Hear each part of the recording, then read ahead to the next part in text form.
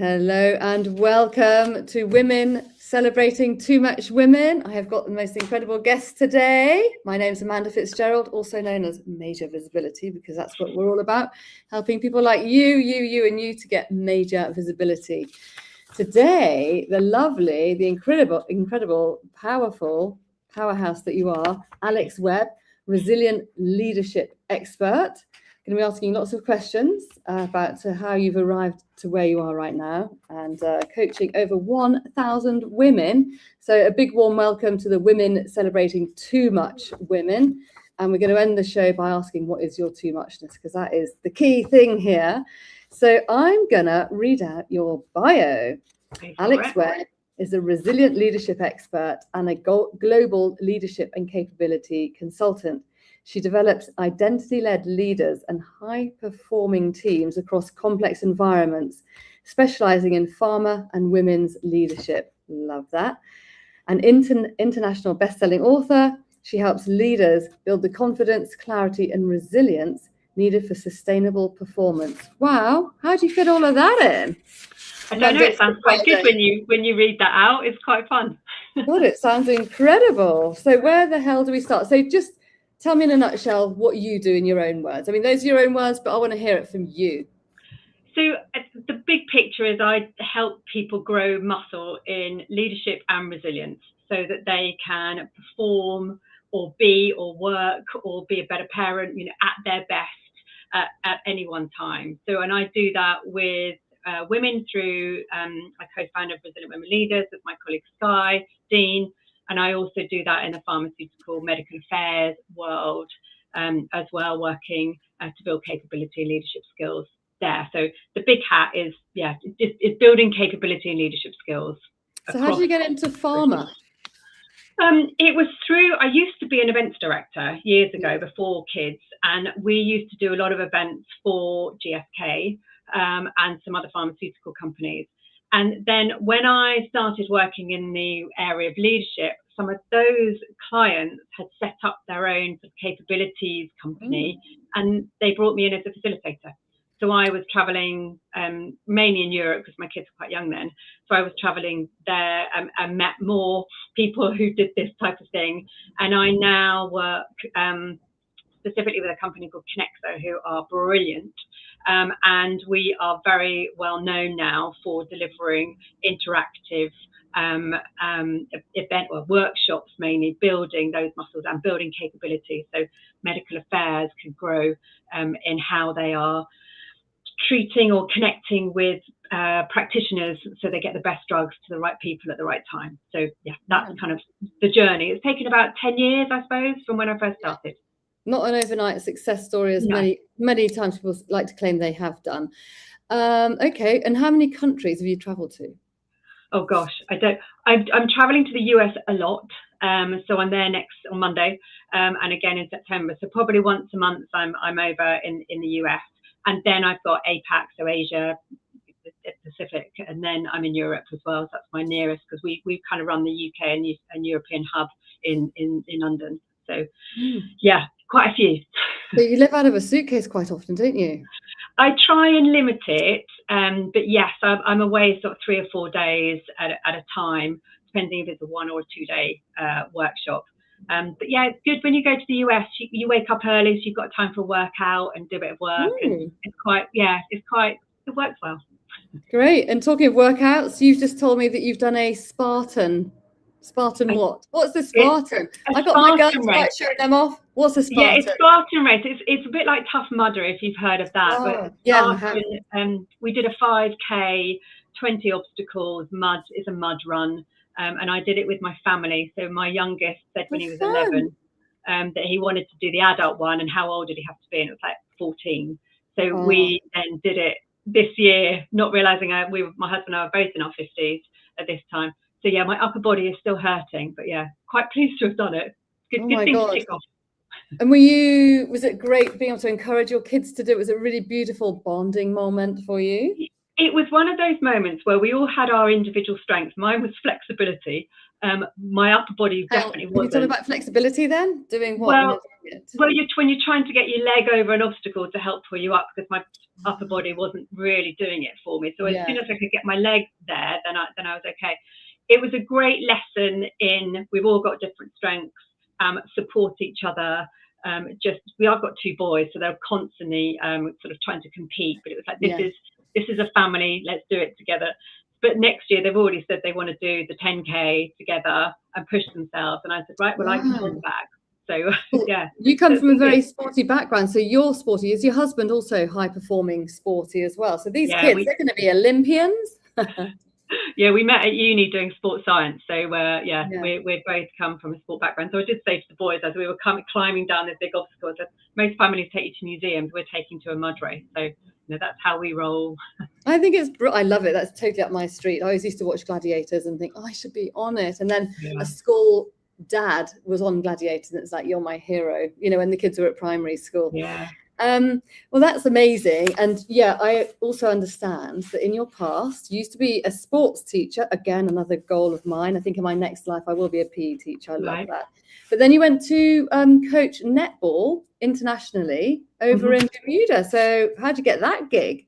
So I was a netball player coach, and I used to coach Middlesex, and I used to know some of the England players. And Helen Manafort used to be ex-England goalkeeper, and she started working for Gilbert. Now which is all the sports. So you may see them with hockey and rugby as well. So you've got. I know the rugby balls, Gilbert. Yeah, the rugby balls. So they do netballs as well. But she was over in Bermuda doing some work with Gilbert, and they were saying we need to upskill all our coaches on the island to start making sure our players are competitive. And at the time, I was working for England Netball. As a side hustle, I was as a tutor, assessor, coach for getting coaches trained up. And I was also running some sideline 2-hour workshops to upskill. So Helen just called me and said, are you free? Could you come over? They want you to coach the international senior side, under 16 Dream side. gig, isn't it? It was amazing. But I was on maternity at the time. So my 6-month-old came with me, and my husband came as the nanny. So I could coach between breastfeeding. And then a year later I went back and we set up a netball sort of summer camp, and went back again. So I think I've been back 3 times now, and then they're up and running now, with coaches at a good level. Wow. And that sounds incredible. It sounds like an absolute dream job. And is netball in the Olympics? 2036 in Australia is the first 2036. time. Oh my God, that's miles away. I know. Or maybe it's 20. I think it's 2036. Whenever it's in Sydney, I think it's being trialled. Oh really? Yeah. Such a great sport, but not great for the ACLs, anterior cruciate ligaments. No. Well, the S&C coaching now is so much stronger, so it's getting better. S&C, what's that? Strength and conditioning coaching. Oh, really? Oh my God. Okay, fantastic. That's why I had to give up my England lacrosse career. Yeah, there we go. Unfortunately, doing the bloody ACL, and that put pay to that. I was playing for England under 21, and very sadly couldn't play anymore. So I took up swimming, triathlon, and rowing. Everything in a plane. So when you're talking about your Spartan race, muddy. Whatever it's called. I couldn't do that because you'd be slopping around, your leg, awful. So I'll let you carry on and do that. But let's talk about your too muchness. So what do people accuse you of, or what do you think? Oh my God, I've just been too much again. Or rather, no, you can be too much, but people say, oh, you're being too much.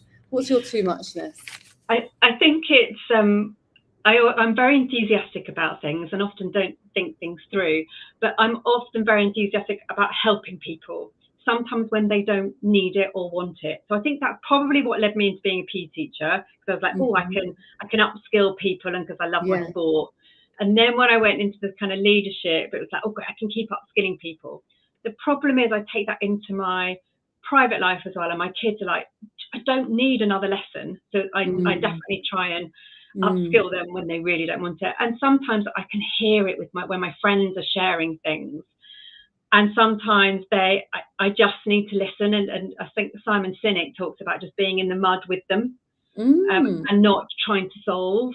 And that's something that I have to keep reminding myself, that I think in the work I do in pharma with the capability stuff, it's people are coming to me, and with the resident women leader stuff, they come to us because they're ready to learn and they're ready to grow. So I get my fix that way. I just need to calm myself down when I'm not needed to help people, because that's my natural instinct. I think it's a great too muchness skill to have. It is, and we do a lot of work. There's something called Working Genius, which is a Patrick Lencioni tool. So people I know have heard of 5 dysfunctions of a team. It's similar. It's a model. 5 dysfunctions of a team. Okay. So it's a model that we use again when we're working with teams, but it's by the same leadership guru, Patrick Lencioni, in the US, if people know him. But Working Genius, it shows me enablement is one of the geniuses. So when I saw that, I was like, oh, great, at least it's there. But I now realize that all the work I do that I get energy from, I'm working in that genius, which is enablement, and then galvanizing, which is about sharing it, so talking about it. So now I know it, I need to just channel it rather than letting it kind of spill out into other areas. So again, it's just, I suppose, awareness, which is something I'm incredibly passionate about because I know it helps so much. So yeah, doing too much, trying to help all the time when not needed. Well, I think it's a great skill. So I think, do people come to you quite a lot then, because they know that you're a bit of a problem solver? I think they do. I think, and again, but sometimes it's quite scary because they don't want to admit that if they do want help, and it can be a different conversation. So I have to be really careful how I tread. As soon as I'm in a great netball network, and I start writing back on a WhatsApp group. We've got so many WhatsApp groups, but start writing back on a WhatsApp group, and then I just go, hang on, I don't need to. No action is the best action here. I don't need to get involved. So yeah, I do have to stop myself a few times. Oh wow, yes, I know what you mean. And talking of your netballing groups, we're running the Mutton March next year on the 20th of March 2027. I wonder, wouldn't it be amazing if all these netball ladies would come bouncing a ball, dang, dang, dang, as we protest down the streets, and they can all share their too muchness. How about that? I will put it to them. Put it to them, because every woman has been accused of being too much something or other, too bold, too quiet, too calm, too loud. There's everything is put at us. Which is why we're running this show, because it's really important to actually celebrate our too muchness and keep on going with our too muchness.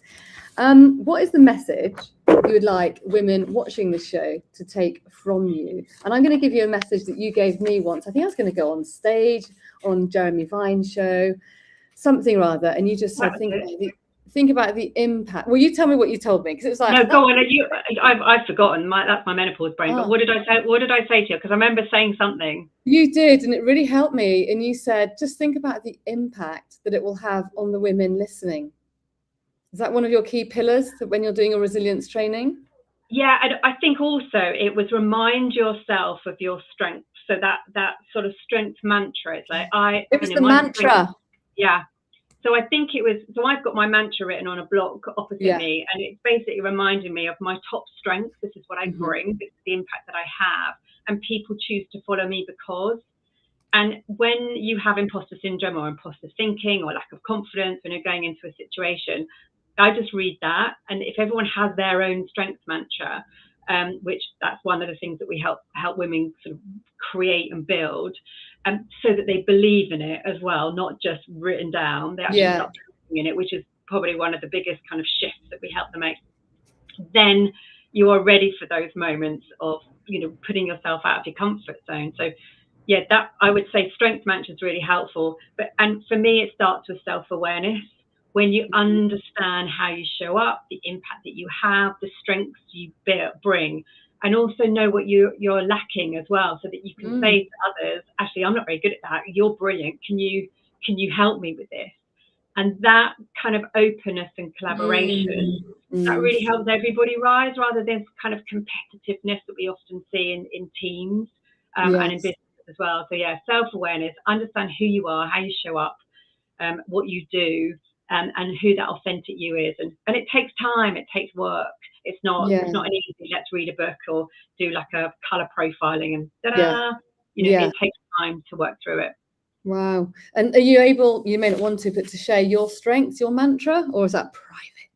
No, actually, I haven't got my glasses on, but my mantra is something around I am a confident, communicative, influential leader, and people Ooh. choose to follow me because I do what I say I will. I create safe environments for others to share, and something around motivation. So Oh, amazing. yeah. That's So I guess fantastic. That's like, oh my God. So that's taken years to develop, but that's wonderful. And yes, so whenever you go into a difficult situation, you do kind of, what do you do? Do you read it? Do you say it in your head? What are the yeah, I say it in my head and just remind people. And I'll often imagine situations. So I do a lot of lead facilitating, especially kind of when I'm in with farmer groups. And I may have 100 people in a room and I'm on a big stage with a mic and things like that. And I have to tell myself there, the impact that I have. And I'm good at creating really warm environments where people relax, and then that's how to get the best out of them. So it's just picturing those situations that I've done this before. I've got the muscle. Let's just go again, and and be curious and ask questions. And it's that relationship building that I think I do well. Yeah. Oh, great. So I'm going to be standing on stage very soon at True Story on the 22nd of September, which hopefully you're going to come along to. Yeah. So I'm going to have to create, I think you actually sent it to me in a text. I'm going to have to look at it again and look at my mantra and develop probably a long, because your mantra's brilliant. I need to rewind and listen to that mantra again. It's really good. And I'm going to develop it so when I stand on stage, because all of us, whether we come across as confident or not, we do have the whole, oh my God, butterflies, am I going to pick up or whatever. So I think that's great. And you have shared so much. So I want to say to you, thank you so much. And when you're next going out to Bermuda, can I come and help throw the ball? I would love to be there again, but I'm not too sure. Yeah. Who knows? Who knows? Okay, well, I'm putting my name down. So kick the boys out and just say I'm going to come. A lacrosse girl can hope shoot the loops or whatever the hell it's called. But thank you, Alex. It's been amazing. Bye-bye. Thank you, Amanda.